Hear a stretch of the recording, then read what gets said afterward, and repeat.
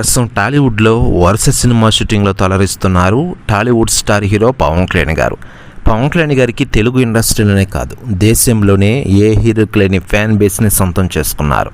చిరంజీవి గారి తమ్ముడిగా ఇండస్ట్రీకి పరిచయమైన ఆయన మొదటి సినిమాతోనే అద్భుత ఘన విజయం సాధించిన విషయం తెలిసిందే.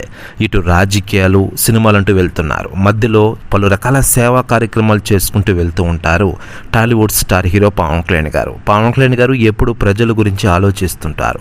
ఆ తపనతోనే ఆయన రాజకీయాల్లోకి వచ్చి ప్రజలకు మేలు చేకూరుస్తున్న విషయం మనకందరికీ తెలిసిందే. అయితే లేటెస్ట్గా అందుతున్న సమాచారం ప్రకారం పవన్ కళ్యాణ్ గారి గురించి టాలీవుడ్లోని సెలబ్రిటీలు స్పందిస్తూ ఉండగా తాజాగా స్టైలిష్ స్టార్ అల్లు అర్జున్ గారు సంచలన వ్యాఖ్యలు చేశారట. ఆయన మాట్లాడుతూ, డిప్యూటీ సీఎం పవన్ కళ్యాణ్ గారు మా చిన్నమామయ్య. ఈరోజు ఆయన లేకపోతే ఆంధ్రప్రదేశ్ రాష్ట్ర రాజకీయాల్లో కీలకంగా వ్యవహరించేవారు లేరు.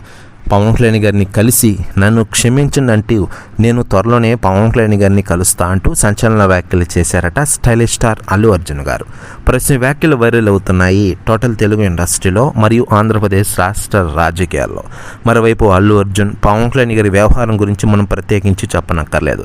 2024 సార్వత్రిక ఎన్నికల్లో వైసీపీ అభ్యర్థి తరపున అల్లు అర్జున్ ప్రచారం చేసిన విషయం తెలిసిందే. అప్పటి నుంచి న్యూస్ వైరల్ అవుతున్న విషయం మనకందరికీ తెలిసిందే.